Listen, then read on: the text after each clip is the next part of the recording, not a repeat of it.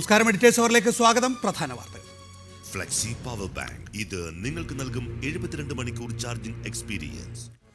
CPIയെ നയിക്കാൻ ഇനി കാനം രാജേന്ദ്രൻ. സെക്രട്ടറി പദത്തിലേക്കുള്ള മത്സരം കേന്ദ്ര നേതൃത്വം ഇടപെട്ട് ഒഴിവാക്കി. താൻ പിന്മാറുകയായിരുന്നുവെന്ന് KE ഇസ്മായിൽ. VS ഇല്ലാതെ CPMന്റെ ആദ്യ സംസ്ഥാന കമ്മിറ്റി.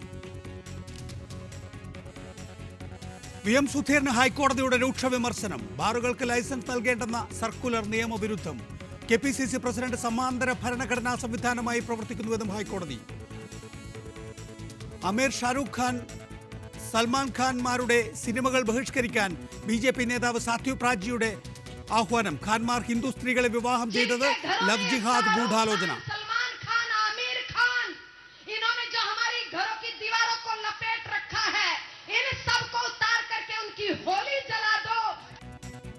ബുക്ക് ട്രസ്റ്റ് അധ്യക്ഷ സ്ഥാനം സേതു രാജിവെച്ചു. രാജി കേന്ദ്ര സർക്കാരിന്റെ നിലപാട് മനസ്സിലാക്കിയെന്ന് സേതു. പാഞ്ചജന്യ മുൻ എഡിറ്റർ ബൽദേവ് ശർമ്മ പുതിയ അധ്യക്ഷൻ. കൊച്ചി മെട്രോ നിർമ്മാണ പ്രതിസന്ധിക്ക് ഉടൻ പരിഹാരമാകുമെന്ന് മുഖ്യമന്ത്രി. ക്വാറി സമരം അവസാനിപ്പിച്ചതായി ക്രഷർ ഓണേഴ്സ് അസോസിയേഷൻ. സമരം തുടരുമെന്ന് ചെറുകിട ക്വാറി ഉടമകൾ. BCCIയിൽ ഭരണമാറ്റം. TC Mathew cricket control board ഉപാധ്യക്ഷൻ. ജിഗ്മോഹൻ ഡാൽമിയ പുതിയ അധ്യക്ഷൻ. ശ്രീനിവാസൻ ഗ്രൂപ്പിലെ സഞ്ജയ് പട്ടേലിനെ അട്ടിമറിച്ച് അനുരാഗ് താക്കർ സെക്രട്ടറി. CPI സംസ്ഥാന സെക്രട്ടറിയായി കാനം രാജേന്ദ്രനെ തെരഞ്ഞെടുത്തു. മത്സരരംഗത്തുണ്ടായിരുന്ന KE ഇസ്മായിൽ കേന്ദ്ര നേതൃത്വത്തിന്റെ ഇടപെടൽ മൂലം അവസാന നിമിഷം പിൻവാങ്ങിയതോടെയാണ് കാനം സെക്രട്ടറിയായി തെരഞ്ഞെടുക്കപ്പെട്ടത്. KE ഇസ്മായിലിന്റെ പേര് സെക്രട്ടറി സ്ഥാനത്തേക്ക് ഉയർന്നു വന്നുവെന്നും പിൻവാങ്ങുകയായിരുന്നുവെന്നും കാനവും ഇസ്മായിലും സമ്മതിച്ചു. കടുത്ത ഭിന്നതകൾക്കിടയിലാണ് CPI സംസ്ഥാന നേതൃത്വം പുതിയ സെക്രട്ടറി തിരഞ്ഞെടുക്കാനുള്ള നടപടിക്രമങ്ങൾ ആരംഭിച്ചത്. കേന്ദ്ര നേതാക്കളുടെ സാന്നിധ്യത്തിൽ സംസ്ഥാനത്തെ നേതാക്കൾ ആദ്യം യോഗം ചേർന്നപ്പോൾ മത്സരത്തിനുള്ള സാധ്യത തെളിഞ്ഞിരുന്നു. നേതൃത്വം തന്നെ കാനം രാജേന്ദ്രന്റെ പേര് നിർദ്ദേശിച്ചപ്പോൾ KE ഇസ്മായിൽ സെക്രട്ടറി സ്ഥാനത്തേക്ക് മത്സരിക്കാനെത്തി. മത്സരം ഒഴിവാക്കണമെന്ന കേന്ദ്ര നേതാക്കളുടെ ആവർത്തിച്ചുള്ള ആവശ്യം അംഗീകരിക്കപ്പെട്ടില്ല. തുടർന്നാണ് പുതുതായി തിരഞ്ഞെടുക്കപ്പെട്ട 89 അംഗ സംസ്ഥാന കൗൺസിൽ യോഗം ചേർന്നത്. ജനറൽ സെക്രട്ടറി സുധാകർ റെഡ്ഡി 2 പേരുകൾ സെക്രട്ടറി സ്ഥാനത്തേക്ക് ഉയർന്നു വന്നിട്ടുണ്ടെന്ന് കൗൺസിലിൽ അറിയിച്ചു. വോട്ടെടുപ്പിനുള്ള സാഹചര്യം ഉണ്ടെന്നും അത് ഒഴിവാക്കണമെന്നും സുധാകർ റെഡ്ഡി ആവശ്യപ്പെട്ടു. തുടർന്ന് സെക്രട്ടറി സ്ഥാനം ഒഴിയുന്ന പന്ന്യൻ രവീന്ദ്രൻ കാനം രാജേന്ദ്രന്റെ പേര് സെക്രട്ടറി സ്ഥാനത്തേക്ക് നിർദ്ദേശിച്ചു. മുൻ MLA PS സുബാൽ KE ഇസ്മായിലിന്റെ പേരും സെക്രട്ടറി സ്ഥാനത്തേക്ക് നിർദ്ദേശിച്ചു. VP ഉണ്ണികൃഷ്ണൻ ഈ നിർദ്ദേശത്തെ പിന്താങ്ങുകയും ചെയ്തു. ഉറച്ചു നിൽക്കുന്നുണ്ടോ എന്ന ചോദ്യത്തിന് പിന്മാറുന്നില്ലെന്ന് ഇരുവരും കൗൺസിൽ യോഗത്തിൽ അറിയിച്ചു. വോട്ടെടുപ്പിലേക്ക് കാര്യങ്ങൾ നീങ്ങവേ കേന്ദ്ര നേതൃത്വം വീണ്ടും ഇടപെട്ടു. കാനത്തെയും KE ഇസ്മായിലിനെയും പ്രത്യേകം വിളിച്ച് ചർച്ച. ഒടുവിൽ ഇസ്മായിൽ അയഞ്ഞു. മത്സരത്തിൽ നിന്നും പിന്മാറുന്നതായി KE ഇസ്മായിൽ സംസ്ഥാന കൗൺസിൽ യോഗത്തെ അറിയിച്ചു. കാനം രാജേന്ദ്രനെ സെക്രട്ടറിയായി പ്രഖ്യാപിച്ചു. കേരളത്തിൽ സംസ്ഥാന സെക്രട്ടറി സ്ഥാനത്തേക്ക് ഇതുവരെ മത്സരം നടന്നിട്ടില്ലെന്ന ചരിത്രം ഇത്തവണയും നിലനിർത്തി. കേന്ദ്ര നേതൃത്വം തന്റെ പേര് നിർദ്ദേശിച്ചപ്പോൾ KE ഇസ്മായിൽ പിന്മാറുകയായിരുന്നുവെന്ന് സംസ്ഥാന സെക്രട്ടറിയായി തെരഞ്ഞെടുക്കപ്പെട്ട ശേഷം കാനം രാജേന്ദ്രൻ മാധ്യമപ്രവർത്തകരോട് പറഞ്ഞു. ദേശീയ നേതൃത്വം പ്രപ്പോസ് ചെയ്ത പേര് ഇതാണ്, എൻ്റെ പേരാണ് എന്നുള്ളത് കൊണ്ട് അദ്ദേഹം അതുമായിട്ടൊരു മത്സരത്തിനും അതിന് തയ്യാറല്ല എന്ന് അദ്ദേഹം തന്നെ പറഞ്ഞു. ഒരാൾ പേര് പറഞ്ഞു, വേറൊരാൾ സപ്പോർട്ട് ചെയ്തു. അപ്പോൾ അത് മത്സരം ഒഴിവാക്കാൻ താൻ പിന്മാറിയെന്ന് KE ഇസ്മായിലും പ്രതികരിച്ചു. എൻ്റെ പേര് ചില സഹാക്കൾ നിർദ്ദേശിച്ചു. ഞാൻ ഇല്ല, വെറുതെ നമ്മൾ തമ്മിൽ അങ്ങനെയാണെങ്കിൽ പിന്നെ മത്സരം വരുമ്പോൾ മത്സരത്തിൽ ഞാനില്ല, ഞാൻ ഒഴിവായി. രാവിലെ സംസ്ഥാന കൗൺസിൽ അംഗങ്ങളെ തിരഞ്ഞെടുക്കാൻ തിരുവനന്തപുരത്ത് മത്സരം നടന്നിരുന്നു. ഔദ്യോഗിക പാനലിനെതിരെ മത്സരിച്ച കുറ്റ്യാനിക്കാട് മധു എന്നാൽ പരാജയപ്പെട്ടു. റിപ്പോർട്ടർ കോട്ടയം. ഈ വിഷയത്തിൽ നമ്മോടൊപ്പം NP ചേക്കുട്ടി, അഡ്വക്കേറ്റ് ജയശങ്കർ ഭാ, സുരേന്ദ്ര ബാബു, CPI സംസ്ഥാന അസിസ്റ്റന്റ് സെക്രട്ടറി പ്രകാശ് ബാബു എന്നിവരാണ് വിവിധ സ്റ്റുഡിയോകളിലും ടെലിഫോൺ ലൈനിലും. ആദ്യം ശ്രീ പ്രകാശ് ബാബു, കാനത്തിനെതിരെ മത്സരിക്കാൻ KE ഇസ്മായിൽ ഉണ്ടായിരുന്നല്ലോ, 2 സഖാക്കൾ ഉണ്ടായിരുന്നു സംസ്ഥാന സെക്രട്ടറി പദത്തിലേക്ക്. എങ്ങനെയാണ് മത്സരം ഒഴിവാക്കിയത്? കാനത്തിനെതിരെ മത്സരിക്കാൻ KE ഇസ്മായിൽ ഉണ്ടായിരുന്നു എന്നത് ശരിയല്ല, അങ്ങനെയല്ല. കാനം രാജേന്ദ്രന്റെ പേര് നാഷണൽ സെക്രട്ടേറിയറ്റിന്റെ നിർദ്ദേശമായി അവതരിപ്പിച്ചപ്പോൾ ഒരു KE ഇസ്മായിലിന്റെ പേര് നിർദ്ദേശിച്ചു എന്നുള്ളത് ശരിയാണ്. ആ നിർദ്ദേശിക്കുന്നതിന് ഒരു സാവിന് അവകാശമുണ്ട്. നിർദ്ദേശിച്ചപ്പോൾ തന്നെ KE താൻ അങ്ങനെ ഒരു മത്സരത്തിനില്ല എന്ന് പറയുകയും മത്സരത്തിൽ നിന്ന് പിന്മാറുകയും ചെയ്തു. അത് സാധാരണഗതിയിൽ തന്നെ പാർട്ടി യോഗങ്ങളിൽ അത്തരത്തിലുള്ള തെരഞ്ഞെടുപ്പ് വരുമ്പോൾ ഏതെങ്കിലും സഹാക്കൾ ആരുടെങ്കിലും പേര് നിർദ്ദേശിക്കുകയോ നിർദ്ദേശിക്കാതിരിക്കുകയോ ഒക്കെ ചെയ്യുന്നത് സ്വാഭാവികമാണ്. തെരഞ്ഞെടുപ്പ് എപ്പോഴും ഐകകണ്ഠേന നടത്തണം എന്നുള്ള നിലയിലാണ് ഞങ്ങൾ ആഗ്രഹിക്കുന്നത്. എന്ത് ഫോർമുലയാണ് രൂപപ്പെടുത്തിയത് കാനത്തിനെ സെക്രട്ടറി ആക്കുക? അതിലൊരു ഫോർമുലയില്ല. ഞങ്ങളുടെ പാർട്ടിയിൽ അത്തരത്തിൽ നേതൃത്വത്തിലേക്ക് ആരെങ്കിലും തെരഞ്ഞെടുക്കുന്ന സമയത്ത് അതിന് പ്രത്യേക ഫോർമുലയില്ല. തെരഞ്ഞെടുപ്പ് നടത്തുക എന്നുള്ളതേ ഉള്ളൂ. അതനുസരിച്ച് തെരഞ്ഞെടുപ്പ് നടത്തി, തെരഞ്ഞെടുപ്പ് എന്ന് പറയുമ്പോൾ നിർദ്ദേശം അംഗീകരിക്കുന്നത് കൈയടിച്ച ആളുകൾ അത് അംഗീകരിച്ചു, ഐകകണ്ഠേന തെരഞ്ഞെടുത്തതായി പ്രഖ്യാപിച്ചു, അങ്ങനെ പിരിയുകയും ചെയ്തു. കെ ഇസ്മായിലിന്റെ രാജ്യസഭാ ടേം കഴിഞ്ഞിരിക്കുന്നു. അപ്പോൾ സ്വാഭാവികമായും അദ്ദേഹത്തിന്റെ സംഘടനാ രംഗത്ത് പ്രവർത്തിക്കണമെന്ന അദ്ദേഹത്തിന്റെ ആഗ്രഹം കൊണ്ടായിരിക്കുമല്ലോ അദ്ദേഹം സെക്രട്ടറി സ്ഥാനത്തേക്ക് താൻ മത്സരിക്കുന്നുണ്ട് എന്ന് പറഞ്ഞ ഒരാളെ കൊണ്ട് നിർദ്ദേശിക്കുകയും മറ്റൊരാളെ കൊണ്ട് പിന്താമിപ്പിക്കുകയും ഒക്കെ ചെയ്തത്. അപ്പോഴാണ് കേന്ദ്ര നേതൃത്വം ഇടപെടുന്നത്. കേന്ദ്ര നേതൃത്വം നൽകിയ ഫോർമുല കെ ഇസ്മായിലിനെ അടുത്ത നിയമസഭാ തെരഞ്ഞെടുപ്പിൽ മത്സരിപ്പിച്ച് നിയമസഭാ കക്ഷി നേതാവാക്കി മന്ത്രിയാക്കാമെന്ന നിലയിലാകാനുള്ള സാധ്യത. കാരണം സി ദിവാകരൻ ഇതിനകം തന്നെ അച്ചടക്ക നടപടി ഏറ്റുവാങ്ങി നിൽക്കുകയാണ്. അദ്ദേഹത്തെ നിയമസഭാ കക്ഷി നേതാവാക്കി ഒരിക്കൽ കൂടി മത്സരിപ്പിക്കാനിടയില്ല. അപ്പോൾ അവിടെ ഒരു സ്ഥാനം ഒഴിഞ്ഞു കിടക്കുന്നുണ്ട് എന്നുള്ളത് കെ ഇസ്മായിലിനെ ഓർമ്മിപ്പിച്ചതായിക്കൂടെ? രണ്ട് കാര്യങ്ങൾ അതിൽ വ്യക്തമാക്കിക്കോട്ടെ. ഒന്ന്, കെ ഇസ്മായിൽ ആരെ കൊണ്ടും പേര് പറയിപ്പിച്ചതല്ല. രണ്ട്, കെ ഇസ്മായിൽ എന്തെങ്കിലും ഓഫർ കൊടുത്ത് മാറി എന്ന് പറയുന്നത് തന്നെ അടിസ്ഥാനരഹിതമാണ്. അത്തരത്തിലുള്ള ഒരു വിഷയമേ ഉദിക്കുന്നില്ല. മിക്കവാറുമുള്ള പല ചാനലുകളും ഇത്തരം കാര്യങ്ങളെ സംബന്ധിച്ച് അവരവരുടേതായിട്ടുള്ള കഥകൾ മെനയുകയും അതിനനുസരിച്ച് റിപ്പോർട്ടുകൾ ഉണ്ടാക്കുകയും ചെയ്തിട്ടുണ്ട് എന്നുള്ളത് കൊണ്ട് ഇതും അത്തരത്തിലുള്ള ഒരു കഥയാണ് എന്നുള്ളതിനപ്പുറത്തേക്ക് ദയവായി തുടരുക ശ്രീ പ്രകാശ് ബാബു. വളരെ വേഗത്തിൽ ഞാൻ മടങ്ങിയെത്താം. ശ്രീ ഭാസുരേന്ദ്ര ബാബു, ഈ സമ്മേളന കാലഘട്ടത്തിലെങ്കിലും CPI കാനം ഗ്രൂപ്പ് എന്നും കെ ഇസ്മായിൽ ഗ്രൂപ്പ് എന്നുള്ള നിലയിൽ ധ്രുവീകരിക്കപ്പെട്ടിട്ടില്ലേ? അങ്ങനെ ഒരു മത്സരത്തിലേക്ക് പോകുമെന്ന് പറയുമ്പോൾ സ്വാഭാവികമായും ഒരു പാക്കേജിൻ്റെ അടിസ്ഥാനത്തിൽ മാത്രമേ മത്സരം ഒഴിവാക്കാൻ കഴിയൂ എന്ന ധാരണ പൊതുസമൂഹത്തിന് നമുക്ക് പുറത്തുനിന്ന് നോക്കുമ്പോഴുണ്ട്. അങ്ങനെയാകുമ്പോൾ സ്വാഭാവികമായും കാനം രാജേന്ദ്രനെ, കെ ഇസ്മായിലിനെ നാദാപുരത്ത് മത്സരിച്ച് ജയിപ്പിക്കുക, അടുത്ത തവണ മന്ത്രിസഭ വരികയാണെങ്കിൽ നിയമസഭാ കക്ഷി നേതാവ് എന്നുള്ള നിലയിൽ ഏറ്റവും മുന്തിയ വകുപ്പ് തന്നെ നൽകുക. അദ്ദേഹം നേരത്തെ റവന്യൂ വകുപ്പ് നോക്കിയിട്ടുള്ള മന്ത്രിയാണ്. അങ്ങനെ ആകാമോ അല്ലയോ എന്നത് സംബന്ധിച്ച് നമുക്കിപ്പോൾ അഭ്യൂഹം മാത്രമേ പറയാൻ കഴിയൂ. പക്ഷേ അത്ര കണ്ട് CPIയുടെ വിഭാഗീയത വളർന്നിട്ടില്ലേ?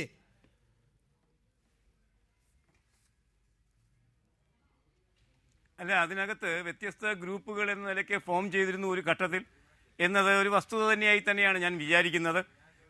CPI എങ്ങനെ പറഞ്ഞാലും ഒരു ഇടതുപക്ഷ മാത്രമല്ല ഒരു കമ്മ്യൂണിസ്റ്റ് പാർട്ടി എന്ന നിലയ്ക്ക് CPI അതിനകത്ത് മനസ്സിലാക്കേണ്ട ഒരു കാര്യം, അവർക്ക് ഒരു എന്താ പറയുക, ഒരു തന്ത്രപരമായ പിഴവ് ഇക്കാര്യത്തിൽ പറ്റിയിട്ടുണ്ടെന്ന് എനിക്ക് തോന്നുന്നു. അടുത്ത തവണയെങ്കിലും ആവർത്തിക്കാതിരിക്കാൻ ശ്രദ്ധിക്കാവുന്നൊരു കാര്യം, തെരഞ്ഞെടുപ്പ് ഒരു കൺസെൻസസ് കാൻഡിഡേറ്റിലേക്ക് എത്തുകയായിരുന്നു എന്ന് പറയുമ്പം, ഏക സ്വഭാവത്തിൽ സംഭവിച്ചതാണ് എന്ന് പറയുമ്പം ശ്രദ്ധിക്കേണ്ടിയിരുന്നത് ഇസ്മായിൽ താൻ പിൻവാങ്ങി എന്ന് പറയാതിരിക്കണമായിരുന്നു. പിൻവാങ്ങുമ്പോൾ ഒരാൾ അങ്ങനെ മത്സരരംഗത്തുണ്ടായിരുന്നു എന്ന് വ്യക്തമാകുന്നു. മത്സരിക്കുന്നത് എന്തിനാണ്? മത്സരിക്കുന്നത് അധികാരത്തിന് വേണ്ടിയാണ്. അതിനകത്ത് കുഴപ്പമൊന്നുമില്ല. തങ്ങളുടെ രാഷ്ട്രീയ കാഴ്ചപ്പാട് പ്രയോഗക്ഷമമാക്കാൻ അധികാരം തന്നെയാണ് വേണ്ടത്. പിൻവാങ്ങുന്നത് അപ്പോൾ എവിടെ നിന്നാണ്? അധികാരത്തിൽ നിന്നാണ് പിൻവാങ്ങുന്നത്. അങ്ങനെ അധികാരത്തിൽ നിന്ന് പിൻവാങ്ങുന്നെങ്കിൽ മറ്റൊരു ബദൽ അധികാരം കിട്ടിയിട്ടുണ്ടാവില്ലേ എന്ന നിലയ്ക്കുള്ള ഒരു അനുമാനം വരിക വളരെ സ്വാഭാവികമാണ്. ഞാനൊരു ഉദാഹരണം കൊണ്ട് വ്യക്തമാക്കാം. ഈ കാര്യം ചെറിയ ഉദാഹരണമാണ്. അച്യുതാനന്ദൻ CPIഎമ്മിൻ്റെ സംസ്ഥാന സമ്മേളനത്തിൽ ഇറങ്ങിപ്പോയി എന്ന് ചാനലുകൾ റിപ്പോർട്ട് ചെയ്യുമ്പോൾ നേരിട്ട് കണ്ടതാണല്ലോ 11:30 മണിക്ക്. അപ്പോൾ അച്യുതാനന്ദൻ്റെ പാർട്ടി പറഞ്ഞത് ഇറങ്ങിപ്പോക്കൊന്നുമല്ല, അദ്ദേഹം തിരിച്ചു വരും, അദ്ദേഹം വിമതനായിട്ടില്ല എന്നാണ്. പക്ഷേ പിറ്റേ ദിവസം 3:45 മണിക്ക് റിപ്പോർട്ട് ചാനൽ തന്നെയാണ് അച്യുതാനന്ദൻ തിരുവനന്തപുരത്തേക്ക് പോകുന്നത് കാണിച്ചത്. നേരിട്ടും കാണിച്ചു. അങ്ങനെ കാണിച്ചതിന് ശേഷം P. ജയരാജനോട് ചോദിക്കുമ്പോൾ അദ്ദേഹം പോയോ, ഞങ്ങൾ അറിഞ്ഞില്ലല്ലോ എന്ന നിലയ്ക്ക് പറയുമ്പോൾ ഒരു സത്യം, ഒരു മാധ്യമ പ്രവർത്തനം പുറത്തേക്ക് കൊണ്ടുവരികയും അവർ അതൊരു വിമത സ്വഭാവത്തോടുകൂടിയ ഇറങ്ങിപ്പോക്കാണെന്ന് അംഗീകരിക്കുകയും ചെയ്യേണ്ടി വരുന്നു. ഇവിടെയും അങ്ങനെ തന്ത്രപരമായ ഒരു പിഴവ് ഇസ്മായിലിന് പറ്റി. അദ്ദേഹത്തിൻ്റെ ഒരു സത്യാവസ്ഥ കൊണ്ട് പറഞ്ഞു ഞാൻ പിൻവാങ്ങിയെന്ന്. അതുകൊണ്ടും തീർന്നില്ല. കാനം രാജേന്ദ്രനും പറഞ്ഞു അദ്ദേഹം പിൻവാങ്ങിയെന്ന്. പിൻവാങ്ങാൻ ആരാണ്? ശരിക്കും കേന്ദ്ര ഘടകം ഇടപെട്ട് ഒരു സമവായം ഉണ്ടാക്കുമ്പോൾ പിൻവാങ്ങലല്ല, മറിച്ച് ഒരു ഉയർന്ന എന്താ പറയുക, തീസിസ് ആൻറ്റി തീസിസ് സിന്തസിസ് എന്ന് പറയുന്ന ജനാധിപത്യ അവബോധത്തിൻ്റെ ഏറ്റവും ഉയർന്ന രൂപം പ്രയോഗക്ഷമമാക്കാവുന്ന ഒരു സാഹചര്യം കളഞ്ഞു കുളിച്ചു ഒന്നുകിൽ കേന്ദ്ര നേതൃത്വം അല്ലെങ്കിൽ സംസ്ഥാന നേതൃത്വം. ആ വാക്ക് ഇസ്മായിൽ നിന്ന് വരരുതായിരുന്നു. ദയവായി തുടരുക. ശ്രീ അഡ്വക്കേറ്റ് ജയശങ്കർ, ഇത് നാദാപുരം സീറ്റ് നൽകി അദ്ദേഹത്തെ പുനരധിവസിപ്പിക്കാനുള്ളൊരു നീക്കമല്ലേ? അദ്ദേഹം നാദാപുരത്ത് മത്സരിക്കുമോ കരുനാഗപ്പള്ളിയിൽ മത്സരിക്കുമോ കൊടുങ്ങല്ലൂർ മത്സരിക്കുമോ എന്നുള്ളതൊക്കെ തെരഞ്ഞെടുപ്പ് വരുമ്പോൾ പാർട്ടി ആലോചിക്കും. കെ ഇസ്മായിൽ തെരഞ്ഞെടുപ്പ് രംഗത്തുണ്ടായിരുന്ന ആളാണല്ലോ. 1982 മുതൽക്ക് എല്ലാ തെരഞ്ഞെടുപ്പിലും അദ്ദേഹം മത്സരിച്ചിട്ടുണ്ട്. 82-ൽ കാനം രാജേന്ദ്രനും കെ ഇസ്മായിലും ഒരേ കൊല്ലത്തിലാണ് ആദ്യ തെരഞ്ഞെടുപ്പിൽ മത്സരിക്കുന്നത്. കാനം വാഴൂർ മത്സരിക്കുന്നു, കെ ഇസ്മായിൽ പട്ടാമ്പിയിൽ മത്സരിക്കുന്നു, രണ്ടുപേരും വിജയിച്ചു. അടുത്ത തെരഞ്ഞെടുപ്പിൽ കെ ഇസ്മായിൽ തോറ്റുപോയി, കാനം രാജേന്ദ്രൻ വീണ്ടും ജയിച്ചു. പിന്നീട് കാനം രാജേന്ദ്രൻ തോറ്റു, കെ ഇസ്മായിൽ ജയിച്ചു. ഇത് തെരഞ്ഞെടുപ്പാകുമ്പോൾ മത്സരിക്കും, ജയിക്കും, തോൽക്കും, അതൊക്കെ സ്വാഭാവികമാണ്. പി കെ വാസുദേവൻ നായർ മത്സരിച്ച് തോറ്റിട്ടുണ്ട്, എം എൻ ഗോവിന്ദൻ നായർ തോറ്റിട്ടുണ്ട്. ഇത് CPI എന്ന് പറഞ്ഞാൽ ജനാധിപത്യ സംവിധാനത്തിൽ പ്രവർത്തിക്കുന്ന പാർട്ടിയാണ്. അതിൽ ചിലപ്പോൾ തെരഞ്ഞെടുപ്പിൽ മത്സരിക്കും, ചിലപ്പോൾ മത്സരിക്കാതിരിക്കും. ഇന്നത്തെ ഒരു പ്രത്യേക സാഹചര്യമുണ്ട്. ഈ 2 പേർ സ്ഥാനാർത്ഥികളായി ഉണ്ടാകും എന്ന് കണ്ട സമയത്ത് കേന്ദ്ര നേതൃത്വം ആദ്യം ഇടപെടുന്നു. ആ സമയത്ത് കെ ഇസ്മായിൽ നിലപാട് വ്യക്തമാക്കുന്നു, ഞാൻ മത്സരിക്കാൻ പോവുകയാണെന്ന് പറയുന്നു. പിന്നീട് രണ്ടാമതും ഒരു കൂടിയാലോചന കേന്ദ്ര നേതാക്കൾ മാത്രമായി നടത്തിയ ഘട്ടത്തിലാണ് കെ ഇ സമ്മതിച്ചത്. എനിക്കറിയില്ല, ഞാൻ ആ മീറ്റിങ്ങിൽ ഉണ്ടായിരുന്നില്ല. സ്വാഭാവികമായിട്ടും പലതരത്തിലുള്ള പല തരത്തിലും ഉള്ള ചർച്ചകളുണ്ടാകും. പാർട്ടിയെ സംബന്ധിച്ചിടത്തോളം ഇന്നിപ്പോൾ കേന്ദ്ര നേതൃത്വം ഇടപെട്ടു എന്ന് കേന്ദ്രം തന്നെ പറയുന്നു. കേന്ദ്ര നേതൃത്വം കാനം രാജേന്ദ്രൻ്റെ പേര് പ്രപ്പോസ് ചെയ്യുന്നു. കഴിഞ്ഞ തവണയും ഇതുപോലൊരു സന്ദർഭത്തിൽ CK ചന്ദ്രപ്പൻ മരിച്ച് പെട്ടെന്ന് ഒരു ശൂന്യത ഉണ്ടാകുന്ന സാഹചര്യത്തിൽ ഇതേ കേന്ദ്ര നേതൃത്വം തന്നെ നിർദ്ദേശിച്ചത് C ദിവാരൻ്റെ പേരായിരുന്നു. അത് സംസ്ഥാന കൗൺസിലിലെ ബഹുഭൂരിപക്ഷ അംഗങ്ങൾക്ക് ബോധ്യമായില്ല. C ദിവാരൻ പോരാ എന്ന അഭിപ്രായമുണ്ടായി. അന്ന് കാനം രാജേന്ദ്രൻ മത്സരരംഗത്ത് കാനത്തിൻ്റെ പേരാണ് സംസ്ഥാന കൗൺസിലിലെ ബഹുഭൂരിപക്ഷ അംഗങ്ങളും ഇസ്മായിൽ അടക്കം മുന്നോട്ട് വെച്ചത്. അന്നത്തെ സാഹചര്യത്തിൽ പക്ഷേ കാനത്തിന് കേന്ദ്ര നേതൃത്വത്തിന് സ്വീകരിക്കാൻ തോന്നിയില്ല. അതുകൊണ്ടാണ് സമവായം എന്ന രീതിയിൽ പന്ന്യൻ രവീന്ദ്രൻ സെക്രട്ടറിയേറ്റ് വന്നു. ഇതാ പന്ന്യൻ രവീന്ദ്രൻ പിന്മാറുന്നു. അത് ബാസുരേന്ദ്ര ബാബു പറഞ്ഞ രീതിയിലുള്ള പിന്മാറലാണോ എന്ന് എനിക്കറിയില്ല. ഏതായാലും പന്ന്യൻ രവീന്ദ്രൻ പിന്മാറി, അദ്ദേഹത്തിന് സെക്രട്ടറി ആകാൻ കഴിയുകയില്ല എന്ന് പറയുന്നു. വീണ്ടും ഒരു സ്ഥാനം വരുന്നു. ചിലപ്പോൾ സ്വാഭാവികമായിട്ടും ഒന്നോ അതിലധികമോ പേരുകൾ ഉയർന്നു വരാം. അതുള്ള ജനാധിപത്യം. അതുകൊണ്ട് ഒരു പാർട്ടിയിൽ ഒരാളുടെ പേര് മാത്രമേ പറയാവുന്ന എവിടെയെങ്കിലും പറഞ്ഞിട്ടുണ്ടോ? ഇനിയിപ്പോൾ ഇവർ തമ്മിലൊരു മത്സരം ഉണ്ടായി നോക്കി എങ്കിൽ തന്നെ അതാണ് എൻ്റെ ഏറ്റവും പ്രധാനപ്പെട്ട. Shri NP Chekutty, parliamentary party സ്ഥാനം നൽകാം എന്ന ഓഫറിന്റെ പുറത്ത് സെക്രട്ടറി സ്ഥാനത്തേക്ക് മത്സരിക്കുന്നതിൽ നിന്നും പിൻവാങ്ങുന്നു എന്ന നില, അതിനേക്കാൾ ഏറ്റവും നല്ലത് മത്സരമല്ലേ? ഇവർ 2 സഖാക്കൾ തമ്മിൽ മത്സരിക്കുന്നു, ഭൂരിപക്ഷ പിന്തുണയുള്ള സഖാവ് സംസ്ഥാന സെക്രട്ടറി ആകുന്നു എന്ന നിലയല്ലേ ഏറ്റവും നല്ലത്? അതെന്തുകൊണ്ടാണ് സ്വീകരിക്കാത്തത്? ഈ മത്സരം വന്നാൽ ട്രൗസർ ഊരി പോകും എന്ന് കമ്മ്യൂണിസ്റ്റ് പാർട്ടി കരുതുന്നത് എന്തുകൊണ്ടാണ്?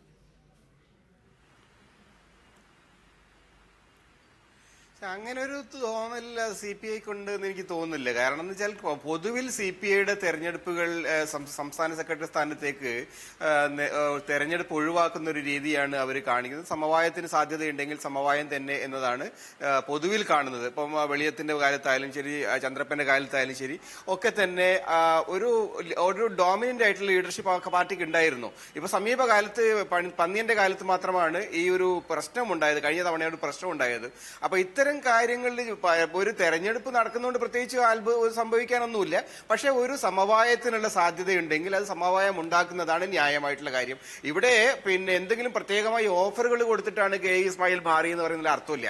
കാരണം ഇസ്മായിൽ കേരളത്തിലെ രാഷ്ട്രീയത്തിൽ വളരെ കാലം പൊതുരംഗത്തുള്ള ആളാണ്. അദ്ദേഹത്തിന് സ്വാഭാവികം ഒരു ഓഫറും ഇല്ലാതെ തന്നെ അദ്ദേഹം പൊതുരംഗത്ത് ഇരിക്കുന്ന കാലത്തോളം CPIക്ക് കിട്ടുന്ന പ്രധാനപ്പെട്ട പദവികൾ പലതും ഇസ്മായിലിന് മുമ്പിൽ വരും. അദ്ദേഹം റവന്യൂ മന്ത്രിയായിരുന്ന ആളാണല്ലോ. അപ്പൊ സ്വാഭാവികമായിട്ടും അത്തരം പദവികള് ഇനി ആരെങ്കിലും പ്രത്യേകമായിട്ട് ഓഫർ ചെയ്യേണ്ട കാര്യമൊന്നുമില്ല. അല്ലാതെ തന്നെ കിട്ടാൻ യോഗ്യതയുള്ള ഒരാളാണ് ഇസ്മായിൽ. അതുകൊണ്ട് എനിക്ക് തോന്നുന്നത് ഇത് നമ്മൾ അമിതമായിട്ട് ഒരു ഇല്ലാത്ത സംഗതി ഉണ്ടാക്കി കൊണ്ടുവരുന്ന ഒരു ചർച്ചയാണ്. പാർട്ടിക്കകത്ത് അങ്ങനെ എന്തെങ്കിലും പ്രശ്നമുണ്ടെന്ന് കണ്ടെത്താൻ കഴിയുകയാണെങ്കിൽ സ്വാഭാവികം ആ വിഷയം ഡിസ്കസ് ചെയ്യാന്നല്ലാണ്ട് ഒരു യഥാർത്ഥത്തിൽ ഇല്ലാത്തൊരു വിഷയം നമ്മൾ ഉണ്ടെന്ന് സങ്കല്പിച്ചുകൊണ്ട് ചർച്ച ചെയ്യുന്നതിൽ താങ്കളുടെ നിലപാട്. പക്ഷേ അഡ്വക്കേറ്റ് ജയശങ്കർ, എന്തുകൊണ്ടാണ് മത്സരത്തെ CPI പേടിക്കുന്നത് എന്ന് താങ്കൾ ഉയർത്തിയ വിഷയത്തിൽ നിന്നുകൊണ്ടാണ്. ഇപ്പോൾ കണ്ണൂർ സമ്മേളനത്തിലാണെന്ന് തോന്നുന്നു വെളിയത്തിനോട് മത്സരിക്കാൻ തയ്യാറെടുത്തിരുന്നു CK ചന്ദ്രപ്പൻ. അന്ന് പക്ഷേ കോൺസെൻസസിൻ്റെ പേരിൽ CK ചന്ദ്രപ്പന് സ്ഥാനാർത്ഥിത്വം കിട്ടില്ല.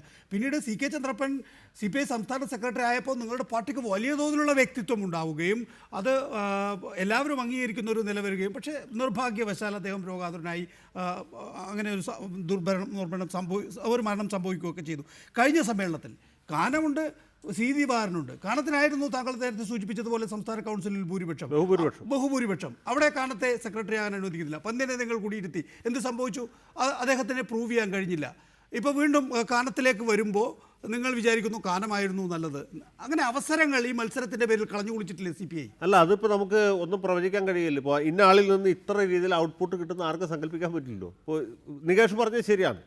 PK വാസുദേവൻ നായർ സെക്രട്ടറി സ്ഥാനത്ത് നിന്ന് മാറുന്ന അവസരത്തിൽ അദ്ദേഹം തന്നെ 4 ടേം കഴിഞ്ഞതാണ്. 3 ടേമിൽ കൂടുതൽ പെർമിസിബിൾ അല്ല. പക്ഷേ 4ാമതൊരു ടേം കൂടി പാർട്ടി നിർബന്ധിച്ച് അദ്ദേഹത്തെ കൊണ്ട് സെക്രട്ടറി ആക്കി. PKV പിന്മാറുന്ന സാഹചര്യത്തിൽ ഇതുപോലെ ഒരു സാഹചര്യം ഉണ്ടായി. അന്ന് TV ചാനലൊന്നും ഇത്രയധികം പ്രാബല്യത്തിൽ വന്നിട്ടില്ല, ഇല്ലെന്ന് തന്നെ പറയാം. ആ കാലത്ത് CK ചന്ദ്രപ്പൻ്റെ പേര് ഉയർന്നു വന്നു. പക്ഷേ പാർട്ടിയുടെ കേന്ദ്ര നേതൃത്വവും സംസ്ഥാന നേതൃത്വവും PKV അടക്കമുള്ള ആളുകൾ മുന്നോട്ട് വെച്ച പേര് വെളിയം ഭാർഗവൻ്റെ. വെളിയം ഭാർഗവൻ സെക്രട്ടറി, CK ചന്ദ്രപ്പൻ്റെ പേര് ചില ആളുകൾ നിർദ്ദേശിച്ചു. പക്ഷേ ഒരു മത്സരത്തിന് CK ചന്ദ്രപ്പൻ തയ്യാറായിരുന്നില്ല. ഒരു പക്ഷേ മത്സരം നടന്നിരുന്നെങ്കിൽ CK ചന്ദ്രപ്പൻ അന്ന് തന്നെ സെക്രട്ടറി ആകുമായിരുന്നു. പക്ഷേ അങ്ങനെ ഉണ്ടായില്ല. വെളിയം ഭാർഗവൻ വന്നു. അദ്ദേഹം ഒന്നിലധികം ടേമിൽ ഇരുന്നതിന് ശേഷം വീണ്ടും തൃശ്ശൂർ സമ്മേളനത്തിൽ ഞാനടക്കം പങ്കെടുത്താണ്. ആ സമ്മേളനത്തിൽ വെളിയം ഭാർഗവൻ തൽപരനല്ലായിരുന്നു. അദ്ദേഹത്തിന് പ്രായാധിക്യവും അനാരോഗ്യവും ഒക്കെ ഉണ്ടായിരുന്നു. പക്ഷേ വീണ്ടും പാർട്ടി അദ്ദേഹത്തെ നിർബന്ധിച്ച് മൂന്നാമതൊരു ടേമിൽ കൂടി അദ്ദേഹത്തെ സെക്രട്ടറിയായി. അദ്ദേഹം ഒരു ടേം കൂടി ഇരുന്നു. അതിനുശേഷം പിന്നീടാണ് അദ്ദേഹം മാറി CK ചന്ദ്രപ്പൻ സെക്രട്ടറി ആയിട്ട് വന്നു. അങ്ങനെയൊക്കെ സംഭവിച്ചിട്ടുണ്ട്. ഇപ്പോൾ ഉള്ള കാര്യങ്ങളില്ലാന്ന് പറയുന്ന കാര്യമില്ലല്ലോ, യഥാർത്ഥത്തിൽ ഉണ്ടായിട്ടുള്ള കാര്യങ്ങളാണ് ഞാൻ പറഞ്ഞത്. അത് സംഭവ്യമാണ്. ഇപ്പോൾ കഴിഞ്ഞ തവണ കാനം രാജേന്ദ്രൻ്റെ പേര് വളരെ കാര്യമായിട്ട് സംസ്ഥാന കൗൺസിലിൽ നിന്ന് ഉയർന്നു വന്നു. K. ഇസ്മായിൽ അടക്കമുള്ള ആളുകൾ അദ്ദേഹത്തെ പിന്തുണച്ചു. പക്ഷേ കേന്ദ്ര നേതൃത്വത്തിന് തോന്നി കാനം രാജേന്ദ്രനേക്കാൾ C. ദിവാകരനാണ് സെക്രട്ടറി ആകേണ്ടത് എന്ന്. പക്ഷേ ആ പേര് തീരെ സ്വീകരിക്കപ്പെടുന്നില്ല. അതുകൊണ്ട് പന്നി രവീന്ദ്രനെ ഒരു ഒത്തീർപ്പ് സ്ഥാനാർത്ഥിയായിട്ട് കൊണ്ടുവന്നു. അതിന്റെ ലോജിക്ക് എന്താണ്? അതിന്റെ ലോജിക്ക് എന്താണെന്ന് ചോദിച്ചാൽ പാർട്ടിക്ക് അന്നത്തെ സാഹചര്യത്തിൽ പന്നി രവീന്ദ്രനാണ് കുറെ കൂടി നല്ല സെക്രട്ടറി ആകുമായിരുന്നത് എന്ന് ഒരു തോന്നൽ. അല്ല, സംസ്ഥാന വികാരം അല്ലേ യഥാർത്ഥത്തിൽ നമ്മൾ ഗൗനിക്കേണ്ടത്? അതിന് പകരം ഒരു കെട്ടിയിറക്കൽ എന്തിന്? അത് ഒരു തർക്കത്തിലേക്കോ മത്സരത്തിലേക്കോ പോവുകയാണെങ്കിൽ പിന്നെ ഒന്നും ചെയ്യാൻ പറ്റില്ല. ഇപ്പോൾ ഞാനിപ്പോൾ എറണാകുളം ജില്ലാ സമ്മേളനത്തിൽ പങ്കെടുത്ത ഒരാളാണ്. എറണാകുളം ജില്ലയിൽ ഇതുപോലെ സംസ്ഥാന നേതൃത്വം നിർദ്ദേശിച്ച ഒരു സഖാവുണ്ടായിരുന്നു, KK അഷ്റഫ്. അദ്ദേഹത്തിൻ്റെ പേര് നിർദ്ദേശിച്ചു. സ്ഥാനം ഒഴിയുന്ന സെക്രട്ടറിയാണ് അദ്ദേഹത്തിൻ്റെ പേര് നിർദ്ദേശിച്ചത്. ഇതേ കാനം രാജേന്ദ്രൻ തന്നെയാണ് അവിടെ സംസ്ഥാന നേതൃത്വത്തിൻ്റെ പ്രതിനിധിയായിട്ട് വന്നത്. അദ്ദേഹം തന്നെയാണ് ഈ പേര് പ്രപ്പോസ് ചെയ്തത്. പക്ഷേ സംസ്ഥാന കൗൺസിൽ ജില്ലാ കൗൺസിലിലെ ബഹുഭൂരിപക്ഷം അംഗങ്ങൾക്കും അദ്ദേഹം സ്വീകാര്യനായില്ല. P. രാജു എന്ന് പറഞ്ഞ ഒരു സഖാവ് മത്സരിക്കാൻ തയ്യാറായി. ഒരാൾ അദ്ദേഹത്തിൻ്റെ പേര് നിർദ്ദേശിച്ചു, വേറൊരാൾ പിന്നാക്കി. തെരഞ്ഞെടുപ്പ് നടക്കട്ടെ എന്ന് പറഞ്ഞു. തെരഞ്ഞെടുപ്പ് നടന്നു. തെരഞ്ഞെടുപ്പ് നടന്നപ്പോൾ P. രാജു വിജയിച്ചു. 34 വോട്ട് രാജുവിന് കിട്ടി, 10 വോട്ട് നമ്മുടെ ഇദ്ദേഹത്തിന് കിട്ടി. അതിൽ ഒരു തെറ്റുമില്ല, രാജു ജയിച്ചു, അദ്ദേഹം സെക്രട്ടറി. ഇതേപോലെയുള്ള സന്ദർഭം 2 ജില്ലകളിൽ സംഭവിച്ചു. മാതൃകയാക്കുന്നതിൽ തകരാറൊന്നുമില്ല, എൻ്റെ അഭിപ്രായത്തിൽ തെറ്റില്ല. പത്തനംതിട്ട ജില്ലയിൽ ഇത് തന്നെ സംഭവിച്ചു. പത്തനംതിട്ട ജില്ലയിൽ സംസ്ഥാന നേതൃത്വം മുന്നോട്ട് വെച്ച പേര് നിലവിലുണ്ടായിരുന്ന സെക്രട്ടറി നമ്മുടെ ഇദ്ദേഹത്തിൻ്റെ പേരായിരുന്നു. നിലവിലുണ്ടായിരുന്ന സെക്രട്ടറിയുടെ പേര് തന്നെയായിരുന്നു. പക്ഷേ വേറൊരു സെക്രട്ടറി MP ജയൻ മത്സരിക്കാൻ തയ്യാറായി. അതുപോലെ സെക്രട്ടറി പ്രസാദായിരുന്നു. പ്രസാദിനെതിരായിട്ട് ജയൻ മത്സരിക്കും എന്ന സ്ഥാനത്ത് പ്രസാദ് പിന്മാറി, ജയൻ സെക്രട്ടറിയായി. ശ്രീ പ്രകാശ് ബാബു, ഇതിനകത്ത് കമ്മ്യൂണിസ്റ്റ് പാർട്ടികൾ അവരുടെ സമ്മേളനങ്ങൾ ഉത്തമ ജനാധിപത്യ മാതൃകയായി ചൂണ്ടിക്കാണിക്കുന്നതാണല്ലോ. അങ്ങനെ ഒരു ജനാധിപത്യ പ്രക്രിയ നടന്ന ആ സമ്മേളന പ്രതിനിധികൾ തിരഞ്ഞെടുക്കുന്നവരല്ല യഥാർത്ഥത്തിൽ പാർട്ടിയെ നയിക്കേണ്ടത്. അതിനു പകരം കേന്ദ്ര നേതൃത്വം കെട്ടിയിറക്കുന്നവരാണോ? അല്ല, അത് കെട്ടിയിറക്കുന്നതാണ് എന്ന് പറയുന്നത് തന്നെ ശരിയല്ല. ഞാൻ അതിനെക്കുറിച്ച് പറയുന്നതിന് മുമ്പ് മറ്റൊരു കാര്യം കൂടെ സൂചിപ്പിക്കട്ടെ.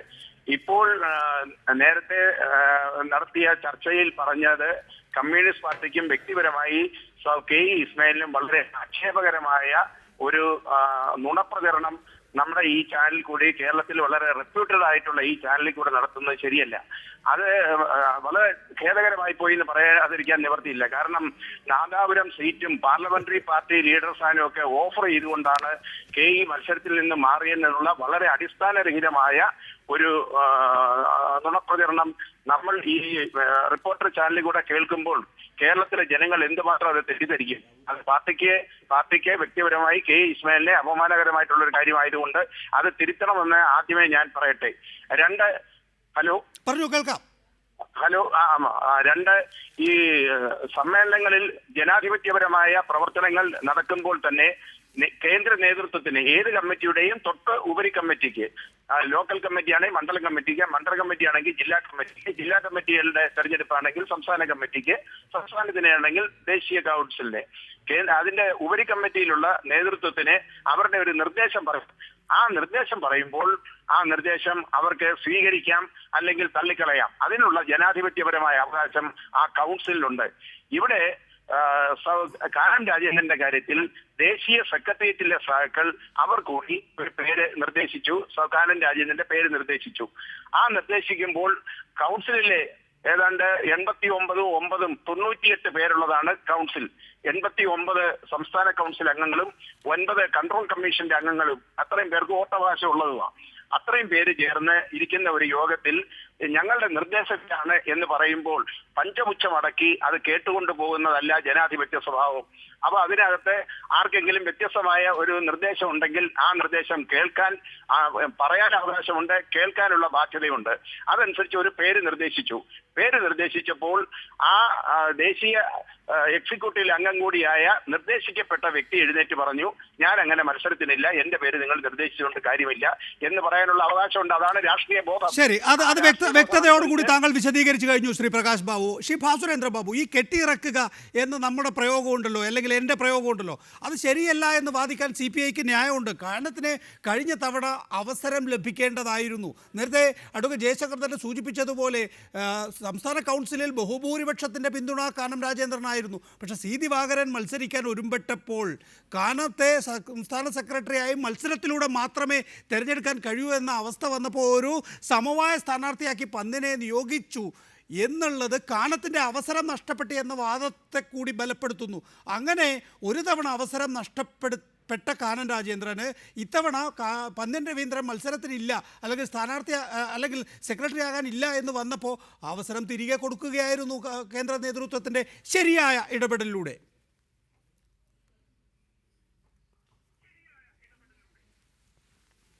അല്ല, അങ്ങനെയൊക്കെ സംസാരിച്ച് തുടങ്ങുമ്പോഴാണ് അപകടങ്ങളിലേക്ക് നാം ചെന്ന് ചാടുന്നതെന്ന് എനിക്ക് തോന്നുന്നു. വ്യക്തിഗതമായി പറയുകയാണെങ്കിൽ ഇതുവരെ സംസ്ഥാന നേതൃത്വത്തിലേക്ക്, സംസ്ഥാന സെക്രട്ടറി പദത്തിലേക്ക് എത്തിയിട്ടില്ലാത്ത കാനം രാജേന്ദ്രൻ, പല കാര്യങ്ങളിലും സൂക്ഷ്മമായ നിരീക്ഷണങ്ങൾ കൈക്കൊള്ളുന്ന കാനം രാജേന്ദ്രൻ ആ പാർട്ടിയിലേക്ക് വരികയാണെങ്കിൽ ആ പാർട്ടിയുടെ ബഹുജനാടിത്തറ വളരാനും അതിനനുസരിച്ച് രാഷ്ട്രീയം രൂപപ്പെടുത്താനും ഇടതുപക്ഷ മുന്നണിയെ കുറെ കൂടി ബാലൻസ്ഡായിട്ട് നയിക്കാനും ഒക്കെ അദ്ദേഹത്തിന് കഴിഞ്ഞെന്ന് വരാം. അത് വേറൊരു കാര്യം, തെളിയിക്കപ്പെടേണ്ടതായിരിക്കുന്നു. എങ്കിലും അവസരം അദ്ദേഹം നൽകുന്നത് നല്ല കാര്യമാണ് എന്ന് വിചാരിക്കുന്ന ആളാണ് ഞാൻ. പ്രത്യേകിച്ചും ഗൗരവതരമായ ഒരു പാർലമെന്ററി പ്രവർത്തന പശ്ചാത്തലം അദ്ദേഹത്തിന് ഇല്ലാത്ത സാഹചര്യത്തിൽ പാർട്ടിയിൽ തന്നെ തുടരുന്നത് നല്ലതായിരിക്കും. എങ്കിലും ചേക്കുട്ടി പറഞ്ഞതുമാതിരി എന്തുകൊണ്ട് ഇസ്മയിൽ മുമ്പ് മന്ത്രിയായിരുന്നല്ലോ, അദ്ദേഹം ആകുന്ന എന്താ കുഴപ്പം? അതുപോലെ തന്നെ താങ്കൾ ചോദിച്ചതുമാതിരിയും അഡ്വക്കേറ്റ് ജയശങ്കർ ചോദിച്ചതുമാതിരിയും ഈ മത്സരിച്ചാൽ എന്താ കുഴപ്പം? മത്സരിച്ചാൽ കുഴപ്പമുണ്ട്, കമ്മ്യൂണിസ്റ്റ് പ്രമാണം അനുസരിച്ച്. അതുമാത്രമാണ് ഞാൻ സൂചിപ്പിക്കുന്നത്. മത്സരിച്ചാൽ കുഴപ്പമുണ്ട് എന്ന് പറയുന്നത് ജനാധിപത്യത്തിൽ മത്സരം രണ്ട് വ്യക്തി പ്രഭാവങ്ങൾ തമ്മിലാകുമ്പോൾ അത് ബൂർഷ്വാ മത്സരം എന്നാണ് ലെനിൻ തന്നെ വിശദീകരിച്ചിരിക്കുന്നത്. ഇത് എൻ്റെ കാര്യമൊന്നുമല്ല.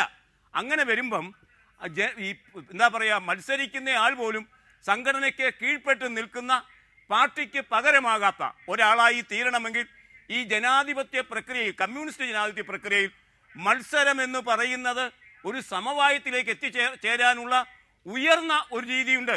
ആ രീതിയിൽ രണ്ടാൾക്കാരും ബോധ്യപ്പെടുത്തപ്പെടുന്നു. എങ്ങനെ ബോധ്യപ്പെടുത്തപ്പെടുന്നു?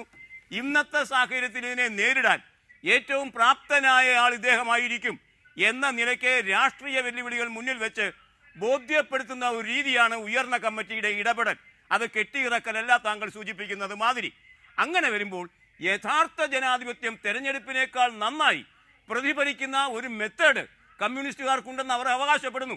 ഇതൊരു കമ്മ്യൂണിസ്റ്റ് പാർട്ടിയാണെന്ന് അവകാശപ്പെടുകയും ചെയ്യുമ്പോൾ ആ മെത്തേഡ് എംപ്ലോയ് ചെയ്യാൻ കഴിയാതെ പോയി എന്നാണ് എൻ്റെ ആക്ഷേപം. അതിന് കാരണം, അതിനെനിക്ക് പറയാനുള്ള ഏക തെളിവ് ഞാൻ പിൻവാങ്ങുന്നു എന്ന് ഇസ്മയിൽ പറഞ്ഞതാണ്. ഞാൻ പിൻവാങ്ങുന്നു എന്ന് ഇസ്മയിൽ പറയുമ്പോൾ ഞാൻ മത്സരത്തിന് തയ്യാറായിരുന്നു. അങ്ങനെ പിൻവാങ്ങുന്നതിന് ഇടയ്ക്ക് എന്തു സംഭവിച്ചു? ഇവർ പറയുന്നത് മാതിരി തന്നെ ഇനിയും നിഷേധിക്കപ്പെടാത്ത ഒരു കാര്യം, രണ്ട് നേതാക്കളെയും വ്യക്തിഗതമായി വിളിച്ച് സംസാരിച്ചു. ഉപരി കമ്മിറ്റിയുടെ തീരുമാനം നടപ്പാക്കുകയല്ല, മറിച്ച് സമവായത്തിന് ഏതെങ്കിലും നിലവാരത്തിൽ മറ്റെന്തോ നടന്നോ എന്ന സംശയം ജനിപ്പിക്കുന്നത്. അതുകൊണ്ടാണ് നാദാപുരം സീറ്റിനെ കുറിച്ച് നികേഷ് ചിന്തിക്കുന്നതും അതുകൊണ്ടാണ്.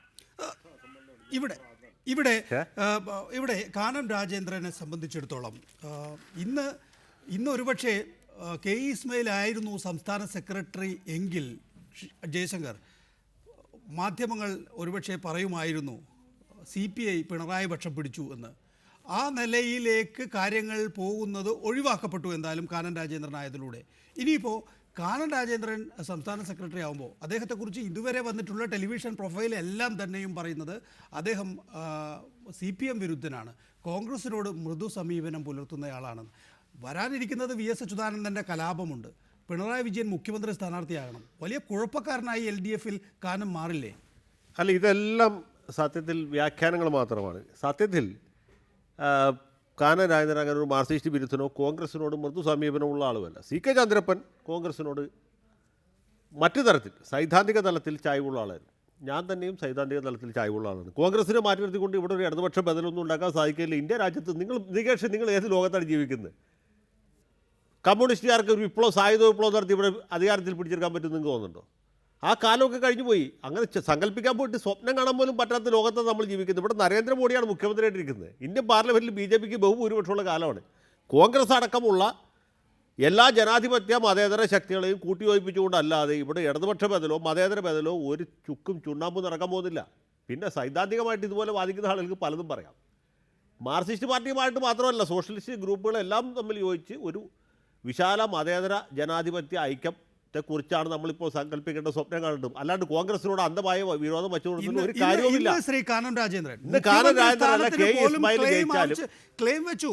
അദ്ദേഹത്തോടൊരു ചോദ്യം വരികയാണ്, മുഖ്യമന്ത്രി സ്ഥാനം വരികയാണെങ്കിൽ നിങ്ങളത് ആവശ്യപ്പെടുമോ? അത് ഇപ്പോൾ ചർച്ച ചെയ്യേണ്ട വിഷയമല്ല എന്ന് പറയുമ്പോൾ അതിലൊരു ക്ലെയിം, ഒരു അവകാശവാദം ഉന്നയിക്കുകയാണ് കാനം. അല്ല, അതൊക്കെ വ്യാഖ്യാനത്തിൻ്റെ മാത്രം പ്രശ്നമാണ്. മുഖ്യമന്ത്രി പദം വരുമ്പോഴല്ലേ ഇന്നത്തെ നിലയ്ക്ക് തെരഞ്ഞെടുപ്പ് നടത്തി ഇടതുപക്ഷത്തിന് ഭൂരിപക്ഷം കിട്ടുന്നുള്ള എന്താ ഉറപ്പ്? ഇപ്പോൾ ആ രീതിയിലേക്കല്ലേ കാര്യങ്ങൾ പോകുന്നത്. പശ്ചിമ ബംഗാളിൽ ഇന്നിപ്പോൾ നമുക്ക് സങ്കല്പിക്കാൻ പറ്റുമോ? BJP കഴിഞ്ഞ് 3ാം സ്ഥാനത്താണ് കോൺഗ്രസ്, അല്ല CPM, 4ാം സ്ഥാനത്താണ് കോൺഗ്രസ്. ആ രീതിയിലാണ് കാര്യങ്ങൾ പോകുന്നത്. പിന്നെ ഒരു കാര്യം ഞാൻ പറയാം, ഇവിടെ ബാസുരേന്ദ്ര ബാബു പറഞ്ഞു, എന്താണ് തെരഞ്ഞെടുപ്പ് ഉണ്ടാകുന്നത് അഭിലഷണീയമല്ല. CPM ഉണ്ടായിട്ടില്ലേ? VS അച്യുതാനന്ദനും E.K. നായനാരും തമ്മിൽ മത്സരിച്ചില്ലേ? നായനാർ 2 വോട്ടിന് ജയിച്ചു. പിന്നീട് E.K. നായനാരും സുശീല ഗോപാലൻ തമ്മിൽ മത്സരിച്ചില്ലേ? പാർലമെൻ്ററി മുഖ്യമന്ത്രി സ്ഥാനത്തേക്ക് മത്സരിച്ചില്ലേ? സുശീല ഗോപാലിൻ്റെ മേൽ 2 വോട്ടിന് വീണ്ടും നായനാർ തന്നെ ജയിച്ചു. അതൊക്കെ സംഭവ്യമാണ്. CPM സംഭവ്യമാണ്, CPI സംഭവ്യമാണ്. ഇതിലൊന്നും ഒരു തെറ്റുമില്ല. എങ്കിൽ പിന്നെ പാർട്ടി ഭരണഘടനയിൽ എന്തിന് വ്യവസ്ഥ ഉണ്ടാക്കി വെച്ചേക്കണേ? പാർട്ടി ഭരണഘടനയിൽ എഴുതി വെച്ചിട്ടുണ്ട് രഹസ്യ ബാലറ്റിന്റെ അടിസ്ഥാനത്തിൽ തെരഞ്ഞെടുപ്പ് നടത്തുന്നത്. പിന്നെ ഭരണഘടനയുടെ ആവശ്യമില്ലല്ലോ. സുരേന്ദ്ര ബാബുവിന്റെ തീട്ടൂരം അനുസരിച്ച് പാർട്ടി നടത്തിയാൽ പോരെ. അത് നമ്മൾ വിട്ടല്ലോ. ഞാൻ ചോദിക്കുന്നത്, ഇപ്പോൾ പ്രാക്ടിക്കൽ പൊളിറ്റിക്സിൽ സ്വാഭാവികമായും കാനൻ എടുക്കുന്ന നിലപാട് CPM വിരുദ്ധമാണ്. CPM വിരുദ്ധമല്ല, CPM കൊലപാതക രാഷ്ട്രീയത്തിന് അതുപോലെ വലതുപക്ഷ പ്രീണനത്തിന് എതിരായിട്ടുള്ള നിലപാട് കരുതുന്ന വിഷയത്തിൽ അല്ല, അത് പൊതുവെ അഭിപ്രായമുള്ള വിഷയത്തിൽ അദ്ദേഹം പറഞ്ഞിട്ടുണ്ട്. ഇപ്പോൾ TP ചന്ദ്രശേഖരനെ കൊലപ്പെടുത്തിയത് ഒരു പുണ്യപ്രവൃത്തിയാണെന്ന് അദ്ദേഹം വിശ്വസിക്കുന്നില്ല. അദ്ദേഹം ഉള്ള കാര്യം തുറന്നു പറഞ്ഞു. സത്യമാണ്. അങ്ങനെയാണ് പൊതുവെ CPI-ക്കാരുടെ വിശ്വാസം. അദ്ദേഹത്തിൻ്റെ മാത്രം വിശ്വാസമല്ല, CPI-ക്കാരുടെ പൊതുവെയുള്ള വിശ്വാസം. TP ചന്ദ്രശേഖരൻ 51 വെട്ടുവെട്ടി കൊന്നത് ഒരു പുണ്യകർമ്മമല്ല. അത് ഇടതുപക്ഷത്തിന് വലിയ തിരിച്ചടിയായി. ഇടതുപക്ഷക്കാർക്ക് തല ഉയർത്തിപ്പിടിച്ച് നടക്കാൻ പറ്റാത്ത ഒരു സാഹചര്യം ഇവിടെ ഉണ്ടായി. അങ്ങനെ ഒരു അഭിപ്രായമുണ്ട്, എനിക്കും അഭിപ്രായമുണ്ട്. സുരേന്ദ്ര ബാബു, ഇതൊരു വലിയ ബുദ്ധിമുട്ടായി വരും അടുത്ത ദിവസങ്ങളിൽ CPM-ന്, ഇടതുപക്ഷ ജനാധിപത്യ മുന്നണിക്ക് എന്ന നിലയില്ലേ?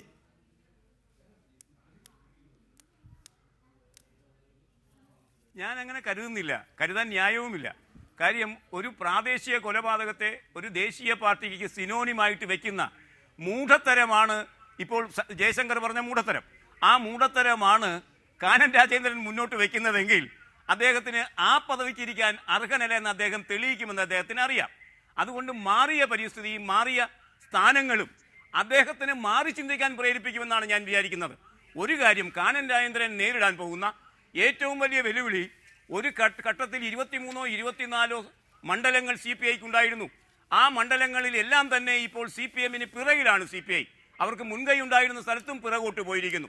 ഈ യാഥാർത്ഥ്യം മാറ്റിമറിക്കണമെങ്കിൽ CPM വിരോധമല്ല, അതിനെ സിനോണിമാക്കിയിട്ട് മതങ്ങളുമായി സിനോണിമം ചെയ്യുകയല്ല, അപരനാമധേയം നൽകലല്ല, മറിച്ച് തങ്ങളുടെ അടിത്തറ പുഷ്ടിപ്പെടുത്താനുള്ള രാഷ്ട്രീയ വീക്ഷണം കൊണ്ടുവരിക, അതിന് പറ്റുന്ന ആളുകളെ പ്രവർത്തിപ്പിക്കുക. അങ്ങനെ പ്രവർത്തിക്കുന്നതിന് പകരം ലഭിച്ച സാധനങ്ങൾ നിലനിർത്താൻ വേണ്ടി കലഹം ചെയ്യുന്നതാകരുത് എന്ന് അദ്ദേഹം തിരിച്ചറിയുന്ന പക്ഷം, തിരിച്ചറിയുമെന്നാണ് ഞാൻ വിചാരിക്കുന്നത്. അദ്ദേഹം ആദ്യം നേരിടാൻ പോകുന്ന അവസ്ഥ, 2ാം സ്ഥാനത്ത് നിന്ന് എങ്ങനെ 1ാം സ്ഥാനത്തേക്ക് വരാം, അതിന് കലഹമല്ല സാധ്യത എന്ന് കാനം രാജേന്ദ്രൻ തിരിച്ചറിയാൻ സാധ്യതയുണ്ട്. കാരണം അദ്ദേഹം ഒരു ട്രേഡ് യൂണിയൻ നേതാവാണ്. ട്രേഡ് യൂണിയൻ നേതാവ് എപ്പോഴും തങ്ങളുടെ പ്രസ്ഥാനത്തിന് ഭൂരിപക്ഷ അവസ്ഥ ഉണ്ടാക്കാൻ നോക്കും, പലതരം മുന്നണി ബന്ധങ്ങളിലൂടെ. അങ്ങനെ ചിന്തിക്കുന്ന ഒരാളായിരിക്കുന്നത് കൊണ്ട് ജയശങ്കർ കരുതുന്നത് മാതിരി വളരെ പീവിഷായ ബാലിശമായ വികാരങ്ങളാൽ ചഞ്ചലിതമാകാൻ കഴിയുന്ന ഒരാളായിരിക്കില്ല സത്യത്തിൽ കാനം രാജേന്ദ്രൻ എന്ന് വിചാരിക്കാനാണ് ഞാൻ ഇഷ്ടപ്പെടുന്നത്. ഭാസുരേന്ദ്രബാബു നന്നായി ഉറച്ചു നോക്കുന്നുണ്ട്. അത് ജയശങ്കർ കയറി പിടിച്ച് കത്തിക്കുമോ എന്ന് അറിയാൻ വേണ്ടി ഞാൻ മടങ്ങിയെത്താം. പക്ഷേ NP ചേക്കുട്ടി, CK ചന്ദ്രപ്പൻ്റെ കാലത്ത് നമുക്കറിയാം CPM-ഉം CPI-യും തമ്മിൽ നല്ല രീതിയിൽ ഏറ്റുമുട്ടിയിരുന്നു. അതിന് സി കെ ചന്ദ്രപ്പൻ്റെ ഒരു പൊസിഷൻ CPI പ്രവർത്തകർ പൂർണ്ണമായും ഉൾക്കൊള്ളുകയും അദ്ദേഹത്തിൻ്റെ പിന്നിൽ അടിയുറച്ച് നിൽക്കുകയൊക്കെ ചെയ്തിരുന്നു. വെളിയം ഭാർഗവൻ ഒരു ഘട്ടത്തിൽ, അത് പിണറായി വിജയൻ തന്നെയാണ് കഴിഞ്ഞ ദിവസം പാർട്ടി സമ്മേളനത്തിൽ പറഞ്ഞതായി റിപ്പോർട്ട് ചെയ്യപ്പെട്ടുള്ളത്, മുന്നണിയിൽ നിന്ന് ഇറങ്ങിപ്പോകും എന്ന് വരെ പറഞ്ഞിരുന്നു. പിന്നീട് ഒരു മലബാറുകാരനായ കണ്ണൂരുകാരനായ പന്നിൻ രവീന്ദ്രൻ വന്ന സമയത്ത് കുറെ കൂടി CPM-ഉമായി യോജിച്ച് മുന്നോട്ട് പോകും എന്ന് കരുതിയപ്പോൾ അഡ്ജസ്റ്റ്മെൻറ്റ് സമരം എന്ന പരാമർശം പോലും അപ്പോൾ CPI-യിലൊരു തലപ്പത്തിരിക്കണമെങ്കിൽ CPM വിരോധം കുറേശ്ശെങ്കിലും പറയണം. അപ്പോൾ സ്വാഭാവികമായും കാനം രാജേന്ദ്രനിൽ നാം ആരോപിക്കുന്ന ആ CPM വിരോധം അദ്ദേഹത്തിൻ്റെ മുൻകാല പ്രസ്താവനകളിൽ നിന്നുമാണല്ലോ. അപ്പോൾ ഇനി അദ്ദേഹം അത് വർദ്ധിപ്പിക്കാനേ ഇടയുള്ളൂ എന്നാണ് നമ്മുടെ മുൻ ഉദാഹരണങ്ങൾ ചൂണ്ടിക്കാണിക്കുന്നത്.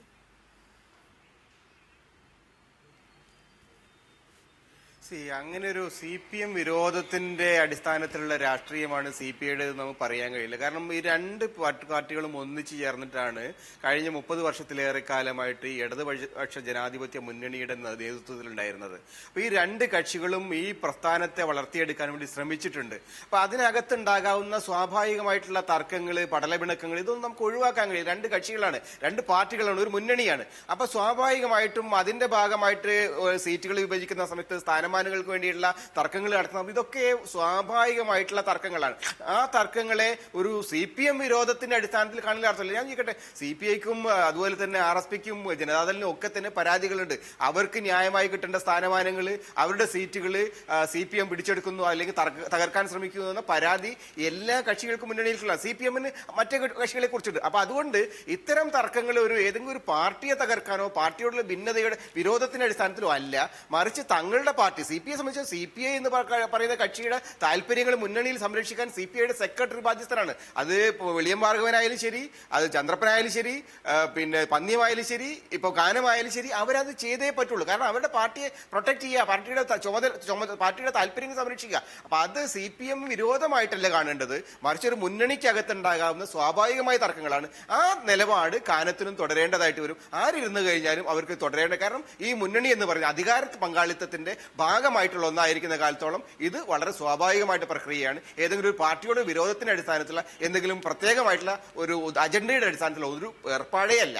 തുടരുക. അഡ്വക്കേറ്റ് ജയശങ്കർ, ഇത് CPIയുടെ താല്പര്യം സംരക്ഷിക്കൽ മാത്രമാണോ, അതോ CPIയുടെ നിലനിൽപ്പ് അല്പം CPM വിരോധം പറയുന്നതിലൂടെ മാത്രമേ ഉണ്ടാകൂ എന്നാണോ? ഇപ്പോൾ രണ്ട് ഉദാഹരണങ്ങൾ ഞാൻ ചൂണ്ടിക്കാണിക്കുക. ഒന്ന്, മാണിയെ മുഖ്യമന്ത്രിയാക്കാൻ ശ്രമിച്ചിരുന്നു, ഞങ്ങളാണത് തടഞ്ഞത് എന്ന പന്നിൻ്റെ പ്രസ്താവന. എന്താണ് അതിൻ്റെ തെളിവ്?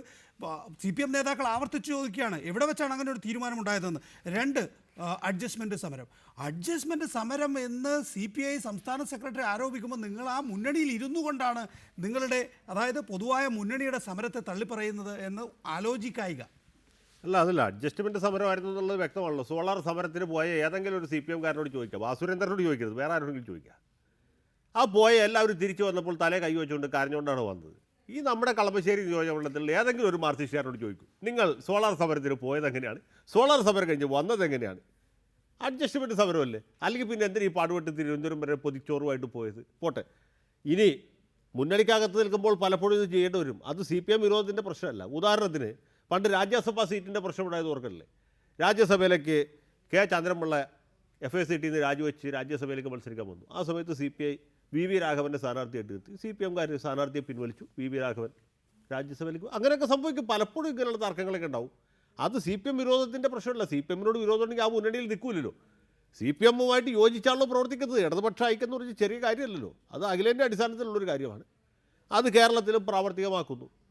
ചിലപ്പോൾ മുന്നണിയിൽ നിന്ന് ഭിന്നിച്ച് മത്സരിച്ചിട്ടുണ്ട്. ചിലപ്പോൾ ആന്ധ്രാപ്രദേശിലൊക്കെ രണ്ട് മുന്നണിയിൽ നിന്ന് മത്സരിച്ചിട്ടുണ്ട്.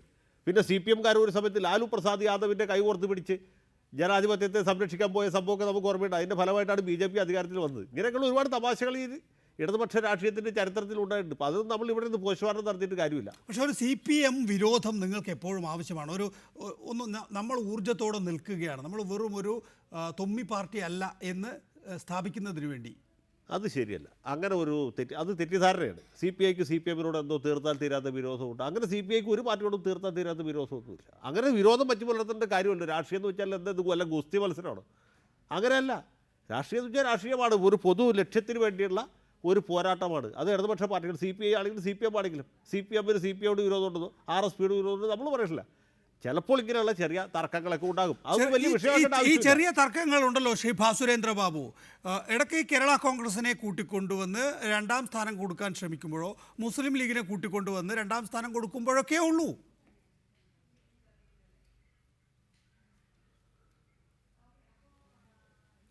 അല്ല, അതിനകത്ത് എനിക്ക് തോന്നുന്നത്, എനിക്ക് കേൾക്കാൻ വയ്യ.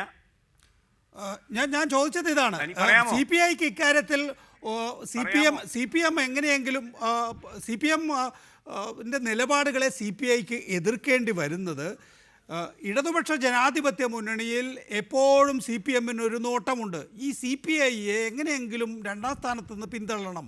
അങ്ങനെ മുസ്ലിം ലീഗിനെ കൂട്ടുമ്പോഴോ കേരള കോൺഗ്രസിനെ കൂട്ടിക്കൊണ്ടോ ശ്രമിക്കുമ്പോൾ മാത്രമാണ് CPIക്ക് CPMനോട് കെറിവുള്ളത്.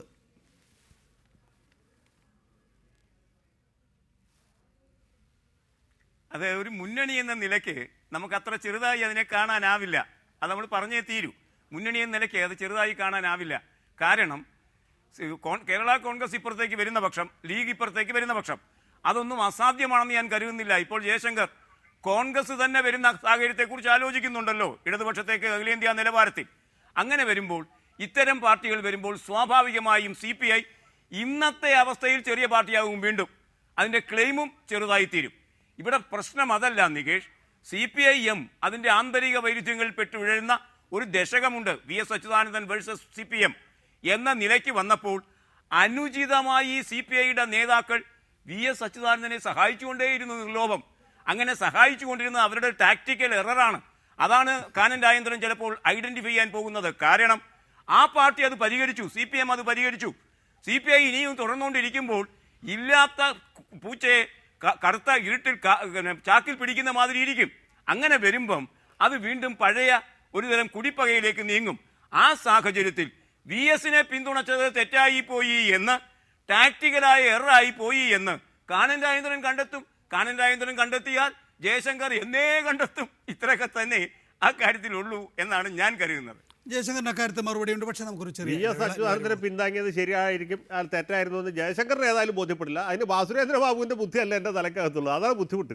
ശ്രീ NP ചേക്കുട്ടി, LDFൽ 2 കക്ഷികളല്ലേ ഉള്ളൂ, വലുതോ എന്നോ അല്ലെങ്കിൽ കക്ഷി എന്ന നിലയിലോ പരാമർശിക്കാവുന്നത്.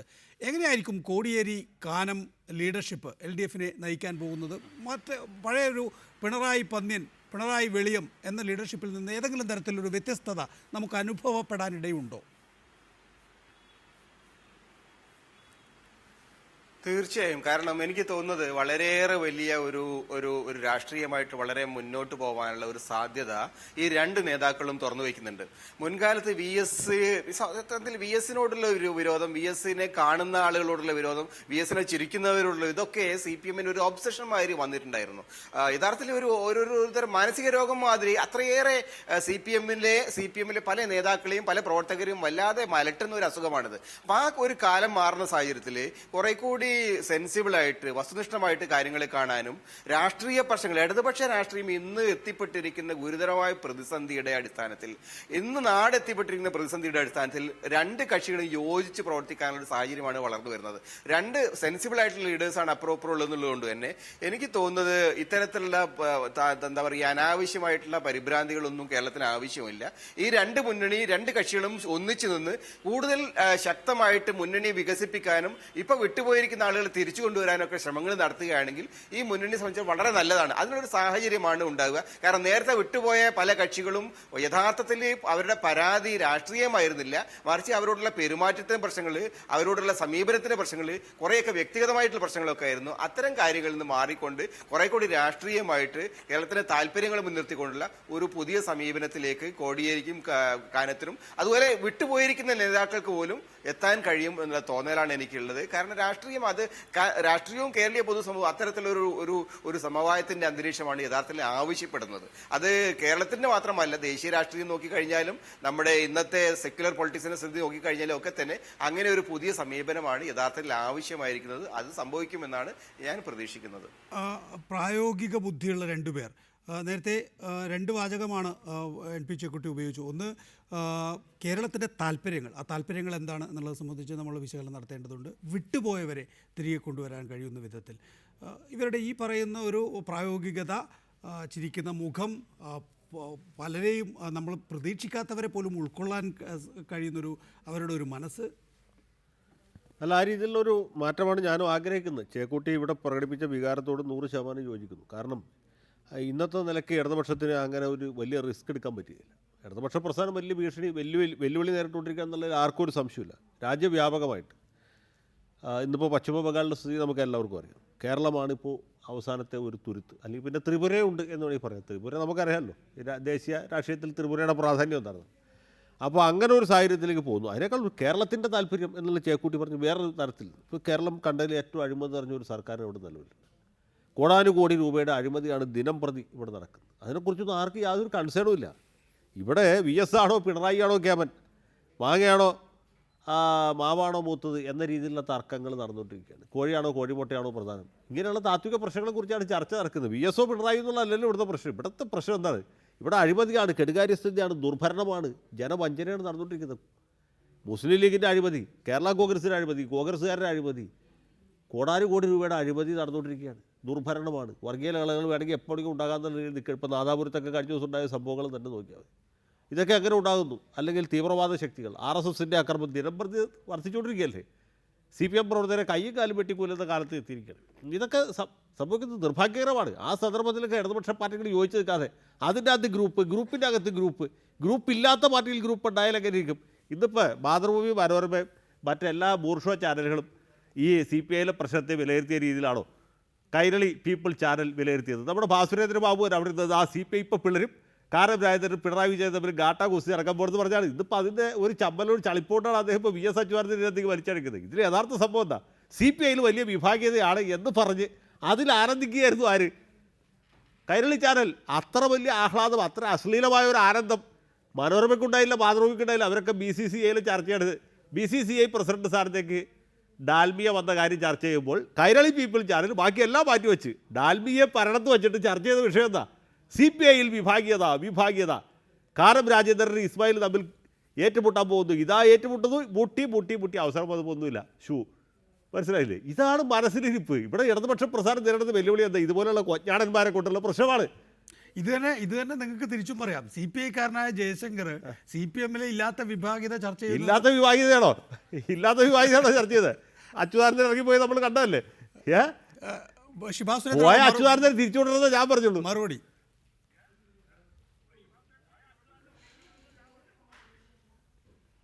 അല്ല, ജയശങ്കർ പറയുമ്പം ഗൗരവമായിട്ട് മലയാളികളൊന്നും വിശ്വസിക്കില്ല. അത്രയൊരു സൗകര്യമുണ്ട്. കാരണം മാറി അഭിപ്രായങ്ങൾ പറയുന്ന ഒരു ശീലമുള്ളത് കൊണ്ട് അത് വലിയ ബുദ്ധിമുട്ടുള്ള കാര്യമല്ല. പിന്നെ അദ്ദേഹം പറഞ്ഞല്ലോ, രാവിലെ മുതൽ ഞാനൊരു 11 മണി മുതൽ പീപ്പിൾസ് ചാനലിൽ ഇരിക്കുന്നുണ്ട്. താങ്കളും എല്ലാവരും അത് കേട്ടിട്ടുണ്ടാവും. അക്കാര്യത്തിനകത്ത് CPIയുടെ പൊസിഷൻ, ആ പൊസിഷൻ എത്രത്തോളം പിവട്ടലാണ് കേരള രാഷ്ട്രീയത്തിൽ എന്ന് സ്ഥാപിക്കാനാണ് ഞാൻ പൂർണ്ണസമയം ശ്രമിച്ചത്. അത്തരം ഒരു ചർച്ചയ്ക്ക് പങ്കെടുക്കുമ്പോൾ ജയശങ്കർ അത് കേട്ടിട്ടുണ്ടാവില്ല, കേൾക്കാൻ കഴിയില്ല. അദ്ദേഹം സമ്മേളന തിരക്കിലാണ്. അത് ശരിയാണ്. എന്നിട്ടും വന്നിരുന്ന് അശ്ലീലത്തേക്കാൾ കടന്ന പച്ചക്കള്ളം തട്ടിവിടാൻ ഒരു സാഹചര്യത്തിലും ഈ വക്കീലിന് ഒരു മടിയുമില്ല എന്ന് പലപ്പോഴും മാലോകർക്ക് അറിയാവുന്ന കാര്യമാണ്. മറുപടി പറയുന്നില്ല. എങ്കിലും ഞാൻ ഒരു കാര്യം പറഞ്ഞ് ഈ ചർച്ചയിൽ കൺക്ലൂഡ് ചെയ്യാം. കാരണം ഇപ്പോഴത്തെ അവസ്ഥയിൽ എന്താണ് ഗൗരവതരമായി വന്നിരിക്കുന്ന മാറ്റം ലളിതമാണ്. CPM അതിൻ്റെ ആന്തരിക വൈരുദ്ധ്യങ്ങൾ പരിഹരിച്ചിരിക്കുന്നു ഒരു വ്യാഴവട്ടക്കാലം കൊണ്ട്, ഏറ്റവും ജനാധിപത്യപരമായ പ്രക്രിയയിലൂടെ. അത് ഏറ്റവും വലിയ പാർട്ടി മാറുമ്പോൾ ചെറിയ പാർട്ടികളും മാറും. ആ അർത്ഥത്തിൽ CPI എന്ന ചെറിയ പാർട്ടിക്ക് ഇനി മാറാതിരിക്കാൻ നിർവാഹമില്ല. ഏതൊക്കെ വൈതാളികർ എന്തൊക്കെ ഉപദേശിച്ചാലും കാനം രാജേന്ദ്രൻ ഇനി മാറാതിരിക്കാൻ നിവർത്തിയില്ല. അതുകൊണ്ട് തന്നെ ചുവരെഴുത്ത് അദ്ദേഹം വായിക്കും. അതുകൊണ്ട് തന്നെ പഴയ CPM വിരോധത്തിൻ്റെ അനുരണനങ്ങളുടെ നിലവാരം പ്രതീതിയായി അദ്ദേഹം മാറില്ല. ആ പാർട്ടിയെ അദ്ദേഹം സംരക്ഷിക്കും എന്ന് തന്നെയാണ് ഞാൻ പ്രതീക്ഷിക്കുന്നത്. ശ്രീ ഭാസുരേന്ദ്ര ബാബു, എന്തായാലും ഇടതുപക്ഷ ജനാധിപത്യ മുന്നണിയിൽ പുതിയ കക്ഷികളെ കൊണ്ടുവന്ന് അടിത്തറ വികസിപ്പിക്കുന്നതിനെ കുറിച്ചാണ് മുന്നണി പൊതുവെയും CPM അടക്കമുള്ള കക്ഷികളും ഒക്കെ ആവശ്യപ്പെടുന്നത്. അവിടെയെല്ലാം CPI ആണ് എതിർപ്പ്. CPIയെ സംബന്ധിച്ചിടത്തോളം ഈ ചെറിയ കക്ഷികളെയൊക്കെ കൊണ്ടുവന്ന് ആ മുന്നണി മെച്ചപ്പെടുത്തിയാൽ മതി, 87-ലെ പോലെ ജയിക്കുമെന്നൊക്കെ ധരിച്ചു വെച്ചിരിക്കുകയാണ് അവർ. അതിനപ്പുറത്തേക്ക് കേരള കോൺഗ്രസ് ഇനി മാണിയെ കൊണ്ടുവരാൻ കഴിയുന്നില്ലെങ്കിൽ ജോസഫിനെ അതിൽ നിന്ന് ഊരിയെടുക്കുക, പറ്റുമെങ്കിൽ മുസ്ലിം ലീഗിനെ നോക്കുക എന്ന നിലയിലേക്ക് CPM എത്തിയാൽ അവരെതിർക്കും. CPI എതിർക്കും. അങ്ങനെയാണെങ്കിൽ CPM എങ്ങനെയായിരിക്കും ആ സ്ഥിതിവിശേഷം ഇനി കൈകാര്യം ചെയ്യുക? അതിൽ നിന്ന് വ്യത്യസ്തമായി കാനം ഒരു നിലപാടെടുക്കുമെന്ന് കരുതാൻ എങ്ങനെ താങ്കൾക്ക് തോന്നുന്നു?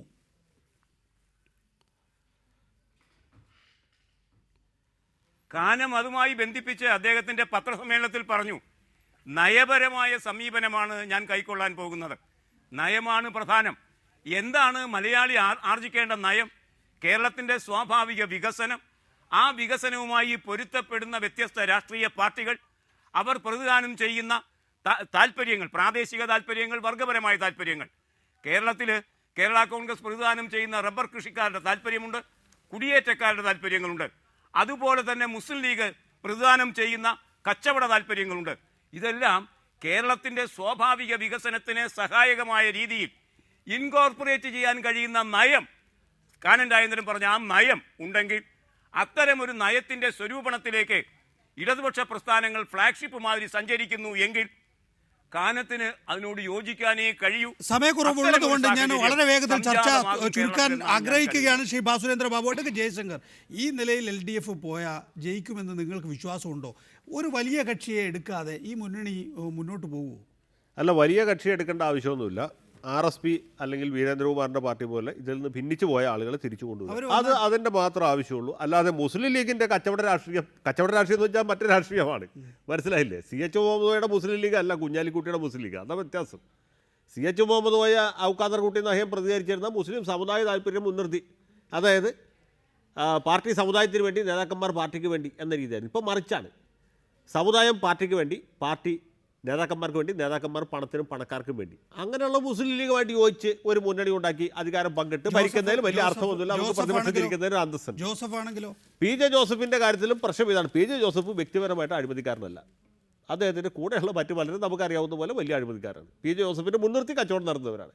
പക്ഷേ KM മാണിയെ പോലെ ബഡ്ജറ്റ് കച്ചവടം നടത്തുന്ന ഒരാളെ മുൻനിർത്തിക്കൊണ്ട് അദ്ദേഹത്തിന് മുഖ്യമന്ത്രി സ്ഥാനം കൊടുത്തുകൊണ്ടൊന്നും ഒരു തരത്തിലുള്ള ഒത്തീർപ്പ് നടത്തുന്നില്ല. യാതൊരു അർത്ഥമില്ല. കരുണാകരനെ കൂട്ടി DIC-യെ കൂട്ടി പണ്ടുണ്ടാക്കാൻ ശ്രമിച്ചില്ലേ? അതുപോലെയുള്ള കോമാളിത്തരങ്ങളൊന്നും ഈ നാട്ടിൽ ജനങ്ങൾ അംഗീകരിക്കില്ല. ഇങ്ങനെയുള്ള അവസരവാദപരമായ കൂട്ടുകെട്ടുകളൊക്കെ ഇടതുപക്ഷത്തിന് വോട്ട് ചെയ്ത ആളുകൾ അംഗീകരിക്കുമോ? ഒരിക്കലും അംഗീകരിക്കില്ല. വളരെ നന്ദി ചർച്ചയിൽ പങ്കെടുത്തതിന്. NP Chekutty, advocate Jaishankar, Bhasurendra Babu, Prakash Babu CPI assistant secretary ഈ വിഷയത്തിൽ സംസാരിച്ചതിന്.